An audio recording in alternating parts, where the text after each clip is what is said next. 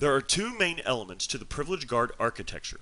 The central management console, which is an extension snap-in to the group policy editor, thus allowing organizations to utilize standard Microsoft tools to manage Privilege Guard. Privilege Guard associates its policies to an Active Directory group policy object. AD is then used as a distribution mechanism to deploy these policies to all of the users or computers under the management scope of the GPO.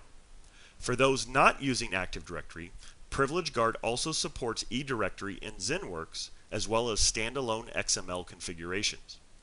The second part of the architecture is the client-side agent, which needs to be installed on all the systems you want to manage with Privilege Guard.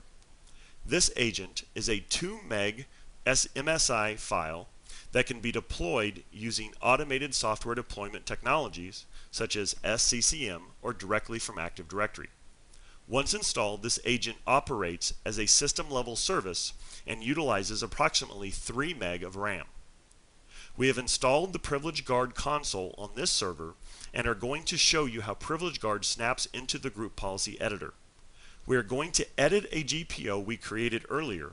As you can see, Privilege Guard adds in 2 additional nodes, one under the user configuration and one under the computer configuration of this group policy object.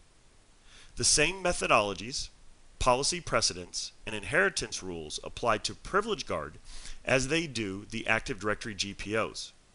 Therefore, if you want a policy to be applied to a computer regardless of who logs on, you would create a computer-based policy. If you want the policy to follow the user regardless of which machine they log on to, you would create a user-based policy.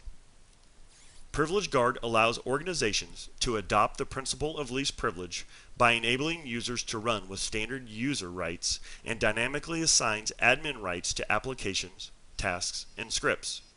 This is achieved via a policy-driven approach where Privilege Guard policies can be integrated with Active Directory group policy. Taking advantage of an organization's existing infrastructure allows for a rapid deployment of these policies without the need for any dedicated infrastructure. Join us for a closer look at avecto.com.